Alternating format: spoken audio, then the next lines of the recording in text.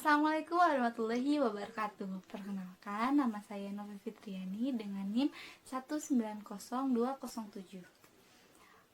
Video ini saya buat untuk memenuhi salah satu tugas akhir semester di mata kuliah pengantar bisnis. Nah, dan sekarang saya akan mempresentasikan atau menjelaskan mengenai rancangan bisnis saya yang telah saya buat selama perkuliahan. Nah, untuk bisnisnya sendiri, saya membuat bisnis online yang bergerak di bidang fashion. Nah, nama dari bisnis itu sendiri yaitu Day Fashion.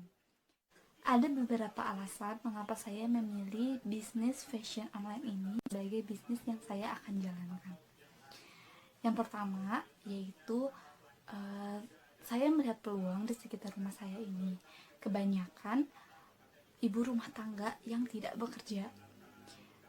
Nah, dan keseharian mereka itu sibuk untuk mengurusi anak dan mengurus rumah. Nah, sehingga mereka tidak punya waktu untuk sekedar pergi berjalan-jalan ataupun berbelanja. Nah, dan Day Fashion hadir untuk membantu mereka yang ingin maju tanpa harus membutuhkan waktu yang lama, seperti itu. Dan alasan yang kedua yaitu saya ingin membantu ibu-ibu rumah tangga yang berkeinginan untuk menambah penghasilan mereka. Nah, karena bisnis fashion online ini dikerjakan di rumah, sehingga tempat kerja mereka pun tidak terlalu jauh gitu, dan mereka bisa sambil mengurus anak dan mengurus pekerjaan di rumah gitu. Seperti itu untuk alasan mengapa saya memilih bisnis fashion online ini sebagai bisnis yang saya akan jalankan. Dan untuk merancang bisnis plan ini, yang pertama yang harus saya lakukan adalah menganalisa aspek positif dan aspek negatif. Untuk aspek positifnya sendiri, di sini saya mencantumkan 4 aspek positif. Yang pertama yaitu memiliki kemampuan untuk mendesain. Nah, dan saya itu merupakan orang yang senang untuk menggambar. Saya menggambar ketika saya dalam kondisi yang sedang bosan dan tidak ada pekerjaan. Nah, sesekali saya menggambar kartun atau mendesain sebuah pakaian. Dan yang kedua yaitu memiliki kemampuan untuk menggunakan teknologi. Nah, untuk teknologi yang saya maksud di sini adalah handphone dan laptop atau komputer. Nah, saya cukup mampu untuk menggunakan kedua teknologi tersebut. Dan yang ketiga yaitu memiliki kemampuan untuk menggunakan sosial media. Dan untuk sosial medianya sendiri itu saya cukup aktif dan di beberapa media sosial seperti Instagram, Facebook, dan Twitter. Nah, karena keaktifan saya itu di media sosial, saya bisa memanfaatkan media-media itu sebagai bahan untuk bahan untuk mempromosikan bisnis saya. Karena sekarang sudah banyak kayak iklan di Instagram, iklan di Facebook, ataupun iklan di Google. Dan yang terakhir adalah bahan baku mudah dicari. Nah, dan untuk bahan bakunya sendiri, di Bandung itu ada beberapa pasar yang menyediakan berbagai jenis kain. Nah, ada di daerah Cigondewa itu salah satunya pasar yang menjual berbagai jenis kain dan cukup lengkap. Nah, dan selanjutnya kita akan membahas mengenai analisa aspek negatifnya. Dan untuk aspek negatifnya sendiri, di sini saya mencantumkan 3 aspek negatif. Yang pertama yaitu banyaknya pesaing. Nah, di Bandung sendiri ada begitu banyak pesaing yang menjual, pengusaha yang menjual berbagai jenis pakaian. Nah, itu sih yang dikhawatirkan karena banyak sekali orang yang menjual fashion, apalagi di mall-mall atau di seperti pasar tumpah yang kayak gitu-gitu. Dan yang kedua yaitu tidak sesuai dengan perkembangan zaman. Nah, yang kedua yaitu tidak sesuai dengan perkembangan zaman. Ya, betul banget, soalnya terkadang yang dikhawatirkan itu adalah konsumen tidak suka dengan produk yang kita jual, karena mereka menganggap bahwa produk yang kita jual ini agak ketinggalan zaman atau kurang enak untuk dilihat di zaman sekarang itu, dan itu tidak dan pengusahanya pun tidak peka gitu, dan itu yang dikhawatirkan oleh saya sebagai orang yang akan menjual atau menjalankan bisnis di bidang fashion. Dan yang terakhir yaitu tidak mendapatkan kepercayaan dari konsumen. Nah, dan untuk kepercayaan itu sendiri sih sebetulnya memang tantangan yang cukup sulit, karena kita perlu mendapatkan kepercayaan konsumen yang entah di mana konsumennya gitu. Kita tidak pernah tahu siapa konsumennya gitu, karena bisnis ini kan bisnis online gitu. Nah, bisa saja dengan konsumen yang bisa saja ketika kita melakukan sedikit kesalahan, tetapi konsumen itu akan menghujat atau menjelek-jelekan bisnis kita, sehingga orang-orang akan berpikiran seperti itu juga gitu, padahal sebenarnya belum tentu dengan keadaan yang dilihat gitu. Nah, maka dari itu kepercayaan dari konsumen ini merupakan tantangan yang sangat besar, dan untuk meraihnya pun cukup sulit gitu, sehingga jika kita tidak mendapatkan kepercayaan dari konsumen, rasanya akan berdampak buruk atau negatif terhadap bisnis kita. Dalam menganalisa aspek positif dan negatif, selanjutnya kita akan menganalisa aspek SWOT atau Strength, Weakness, Opportunity, dan Threat. Untuk analisa SWOT-nya sendiri terbagi menjadi dua kondisi, yaitu kondisi internal pengusaha dan kondisi eksternal pengusaha. Nah, untuk kondisi internal pengusaha pun dibagi menjadi dua, yaitu strength dan weaknesses. Dan untuk strength sendiri terdapat dua poin. Ada dapat memanfaatkan teknologi untuk pemasaran, dan yang kedua dapat melakukan penjualan dengan menggunakan media sosial dan marketplace.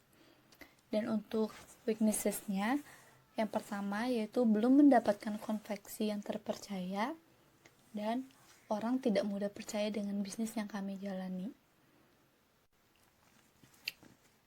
Dan untuk kondisi yang kedua yaitu kondisi eksternal pengusaha, terbagi menjadi dua juga, yaitu opportunity dan threat. Nah, untuk opportunity-nya sendiri terdiri dari banyak orang yang lebih suka dengan belanja online karena mengefektifkan waktu dan tidak membuang banyak tenaga. Dan yang kedua yaitu tersedia berbagai macam aplikasi marketplace untuk memudahkan berjualan. Dan selanjutnya ada threat atau tantangan. Yang pertama yaitu membangun kepercayaan konsumen terhadap produk kami yang ditawarkan. Dan yang kedua yaitu mempelajari banyak cara-cara untuk membuat foto yang dipasang ke dalam aplikasi marketplace dengan lebih menarik.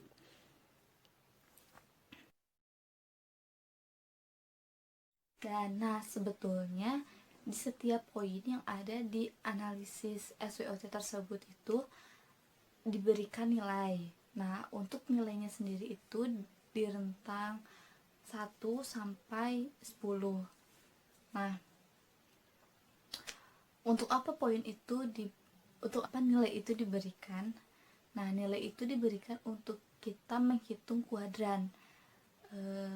Di manakah posisi kita, apakah ada di kuadran 1, kuadran 2, kuadran 3, atau kuadran 4. Nah, Setelah saya menghitung mengenai poin-poin itu, selisih yang saya dapatkan antara strength dan weaknesses itu adalah satu, positif satu, dan selisih antara opportunity dan threats itu adalah 5, positif 5. Nah, maka dari itu jika dilihat dari selisihnya, saya berada di kuadran 1. Nah, strategi yang digunakan untuk kuadran 1 ini adalah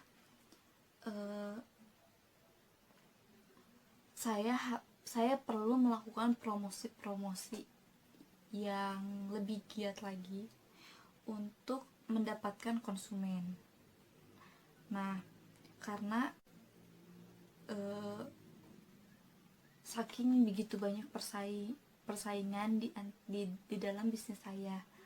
Nah, maka dari itu saya harus melakukan promosi yang lebih giat lagi. Nah, dan setelah kita membahas mengenai analisis SWOT, kita beralih untuk membahas mengenai analisis pesaing. Nah, ada begitu banyak saingan di dalam bisnis yang bergerak di bidang fashion. Nah, saingan yang terdekat saya itu adalah sebuah usaha juga yang bergerak di bidang fashion, sama namanya My Collection.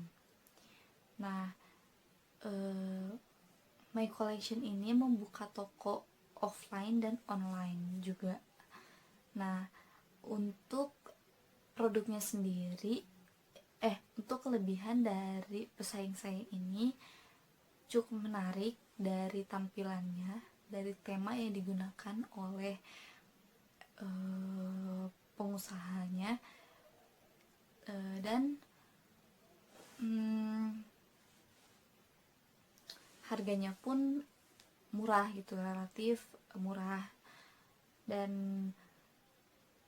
jaraknya pun tidak terlalu jauh untuk toko offline-nya.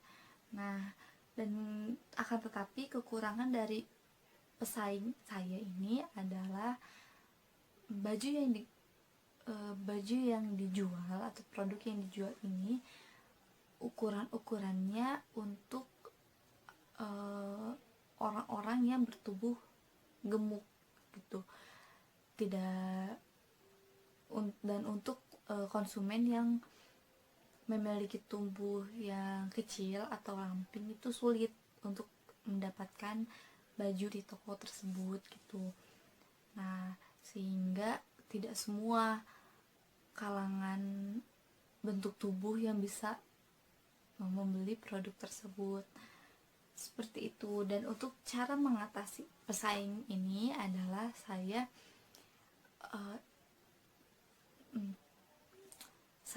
akan membuat jenis-jenis pakaian yang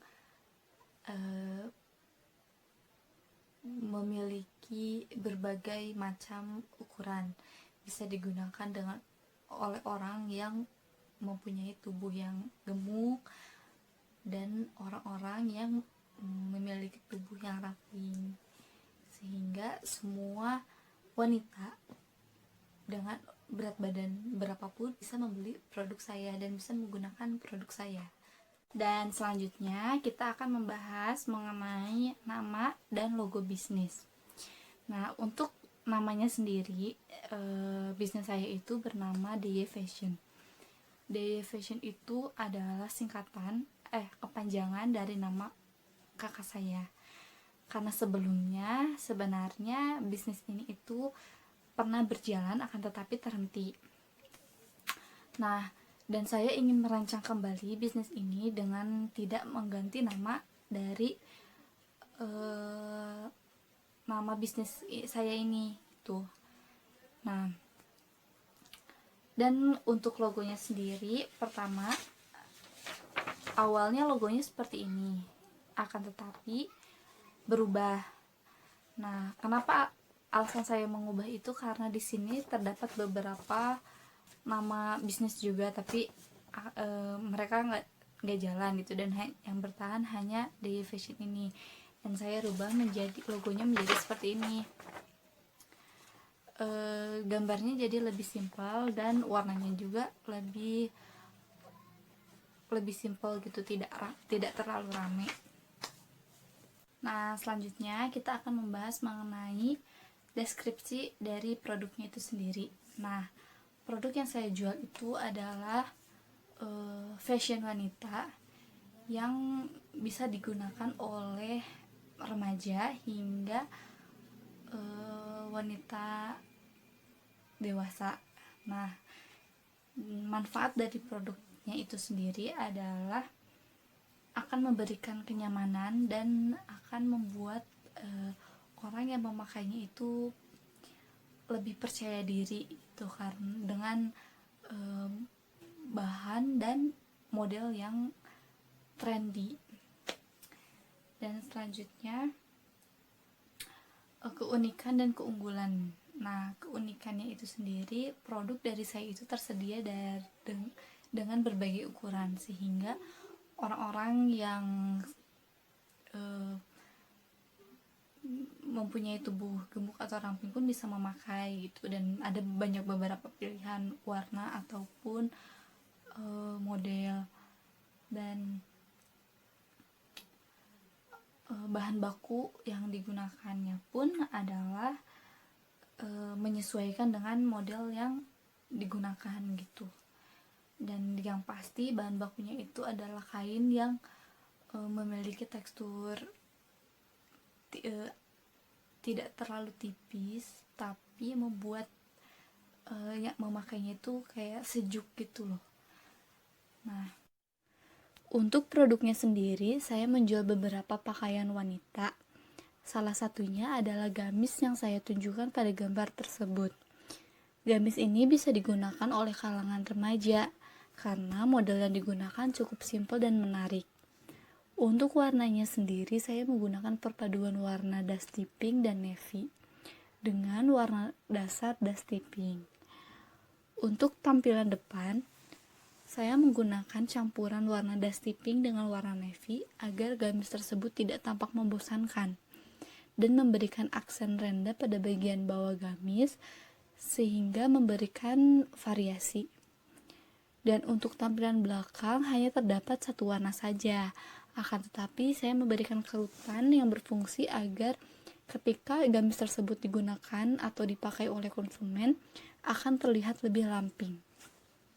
Nah, dan selanjutnya kita akan membahas mengenai manajemen pemasaran. Nah, manajemen pemasaran itu sendiri merupakan analisis atau perencanaan atau pengawasan yang dilakukan oleh perusahaan untuk mencapai target perusahaan itu sendiri secara efektif dan efisien. Nah, dan untuk manajemen pemasaran itu sendiri terbagi menjadi 3, yaitu segmentasi, targeting, serta positioning. Nah, dan untuk yang pertama kita akan membahas mengenai segmentasi pasar. Nah, segmentasi pasar sendiri merupakan kegiatan membagi suatu pasar menjadi kelompok-kelompok pembeli yang berbeda yang memiliki kebutuhan, karakteristik, atau perilaku yang berbeda yang mungkin membutuhkan produk atau bauran pemasaran yang berbeda. Nah, pembagian ini dibedakan menjadi geografi, demografi, dan psikografi. Untuk geografinya sendiri terdiri dari negara Indonesia dan provinsinya di Jawa Barat dan kotanya Bandung. Nah, untuk demografi, jenis kelaminnya yaitu perempuan, karena produk yang saya jual itu adalah fashion wanita. Nah, usianya remaja hingga dewasa. Untuk tingkat pendapatannya menengah ke bawah, dan tingkat pendidikan adalah semua tingkat pendidikan agama, semua jenis agama.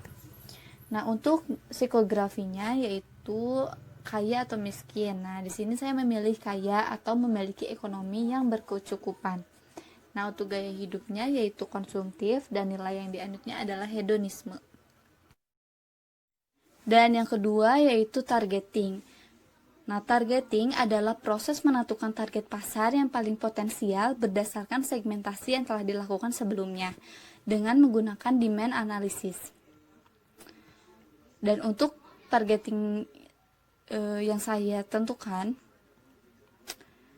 yaitu sama terbagi menjadi geografi, demografi, dan psikografi. Dan semuanya relatif sama dengan yang ada di segmentasi.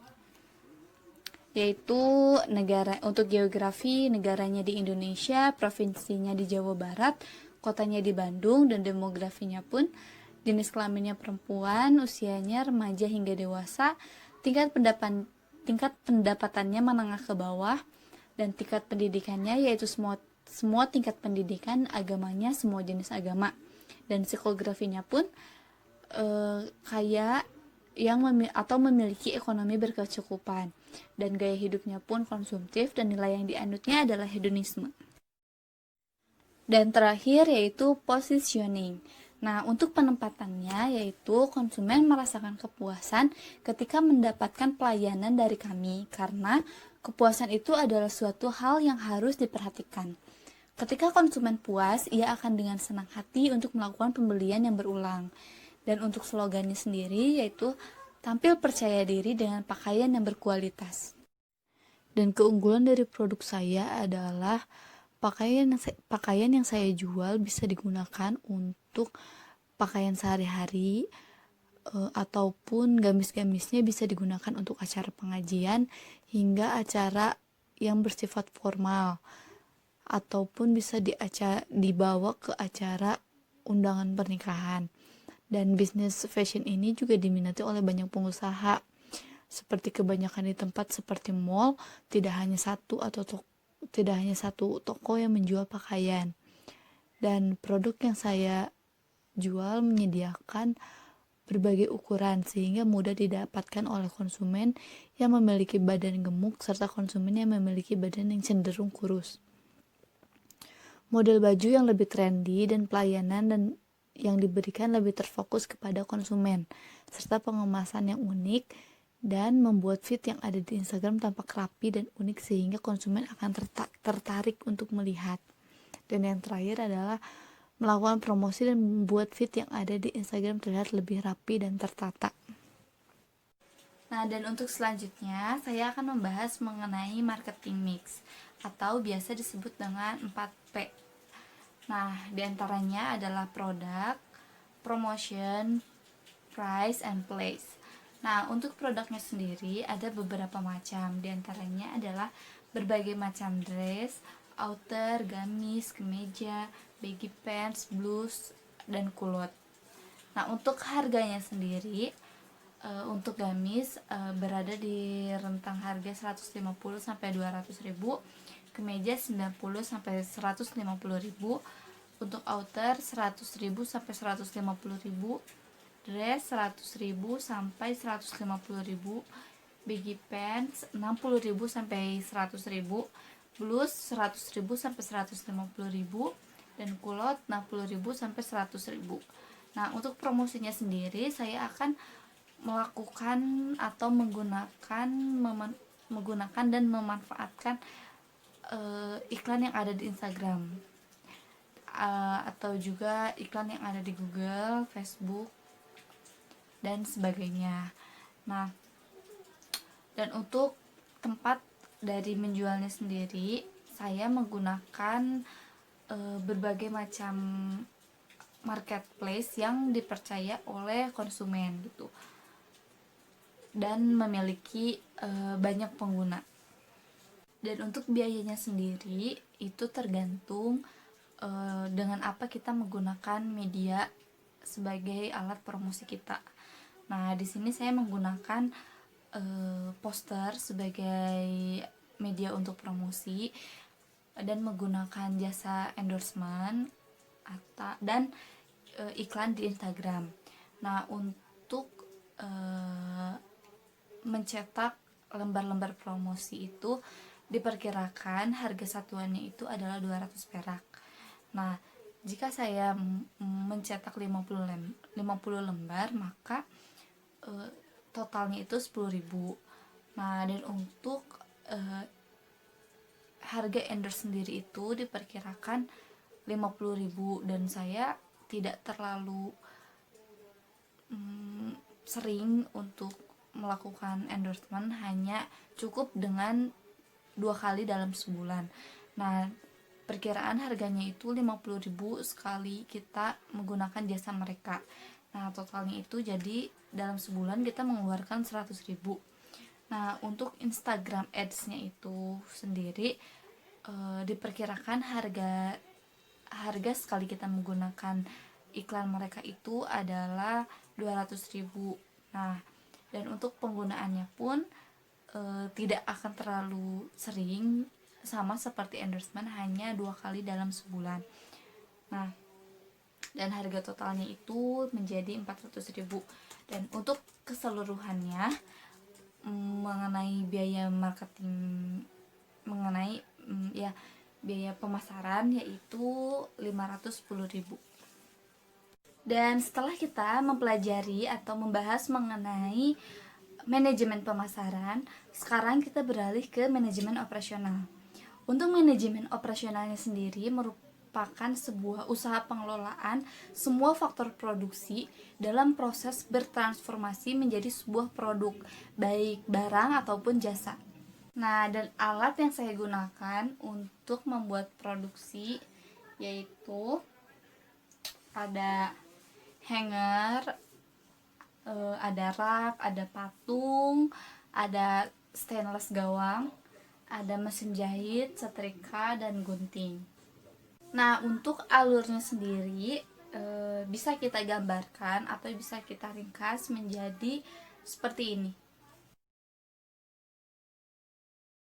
Yang pertama di situ adalah ada membuat desain.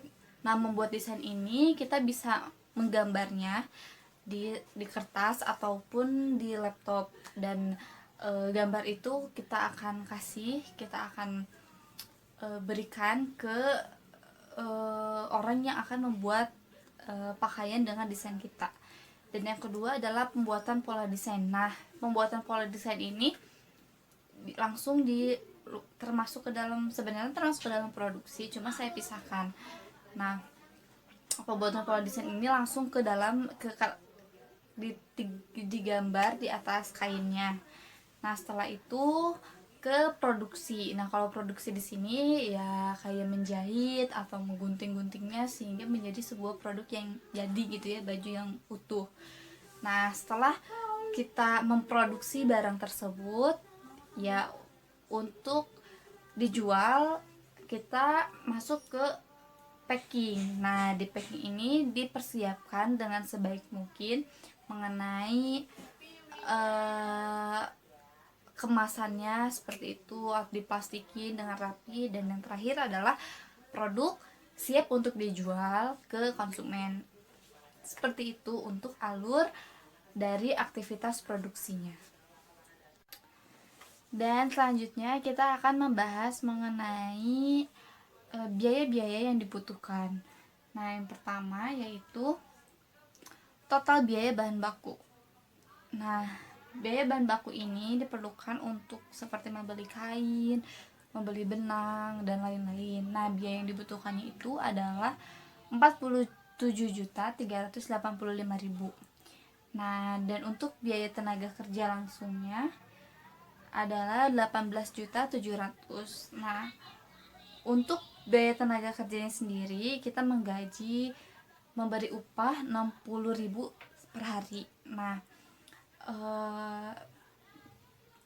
tenaga kerja itu dibagi ke dalam beberapa bagian juga, ada yang bagian memotong bahan, menjahit, inspeksi, grading, inspeksi terakhir, dan packing. Nah, dalam setiap bagiannya itu kita membutuhkan 2 orang agar pengerjaannya juga bisa cepat. Dan yang ketiga yaitu biaya pendukungnya. Nah, biaya pendukung ini merupakan biaya untuk membuat label atau membeli plastik. Dan total dari biaya produksinya yaitu 66.832.000. Nah, dari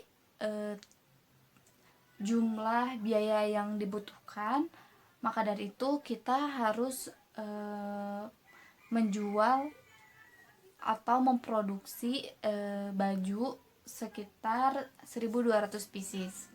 Nah, untuk HPP per unitnya sendiri itu ada 55.693. Dan untuk harga jualnya kita menjual di harga 150.000 dengan keuntungan kotor per unitnya itu adalah 94.307. Nah, untuk biaya operasionalnya sendiri itu adalah 21.220.000. Nah, diantaranya adalah tagihan listrik sebesar 500.000, gaji karyawan 18.720, dan sewa tempat 2 juta. Nah, untuk menutup biaya operasionalnya sendiri,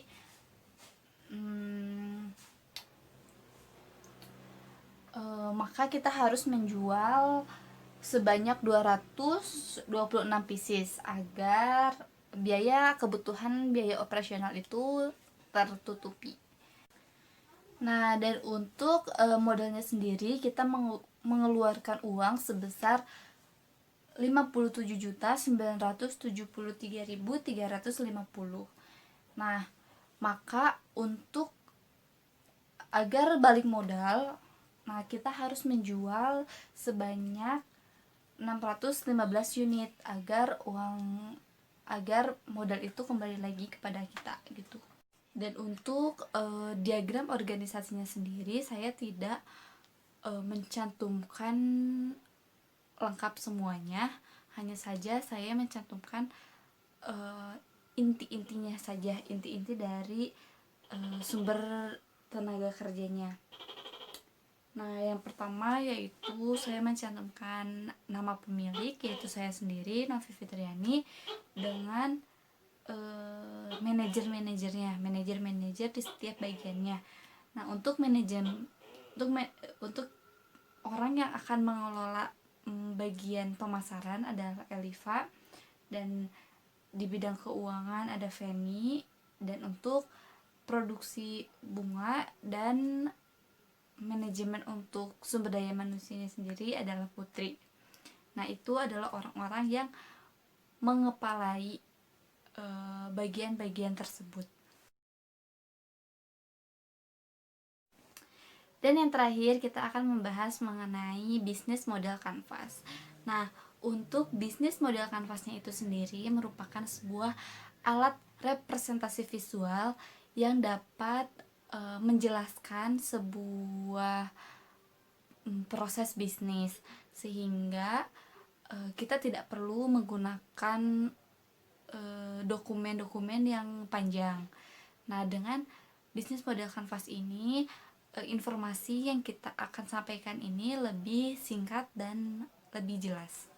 Dan di dalam bisnis model kanvasnya itu sendiri terbagi menjadi 9 blok. Yang pertama yaitu produk, yang kedua kegiatan utama, lalu sumber daya utama, target konsumen, strategi penjualan, rencana keuangan, dan yang terakhir adalah modal usaha. Dan untuk bisnis model kanvasnya yang saya buat bisa dilihat di gambar berikut. Dan untuk produknya sendiri telah saya jelaskan di awal, yaitu produk yang saya jual ini adalah berbagai macam dress, outer, gamis, kemeja, baggy pants, blus, dan kulot.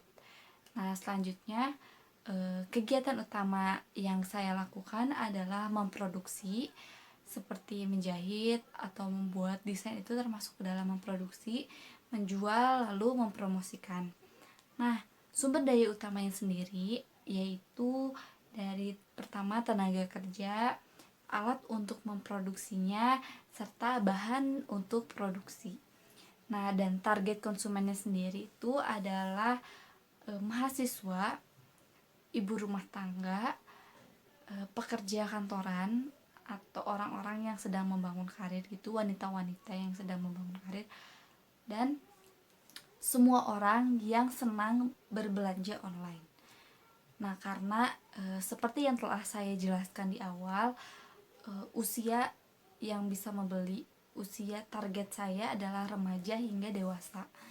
Nah, untuk strategi penjualan sendiri adalah yang pertama, mempromosikan di berbagai media sosial seperti Instagram, Google, Facebook, atau dan lain-lain.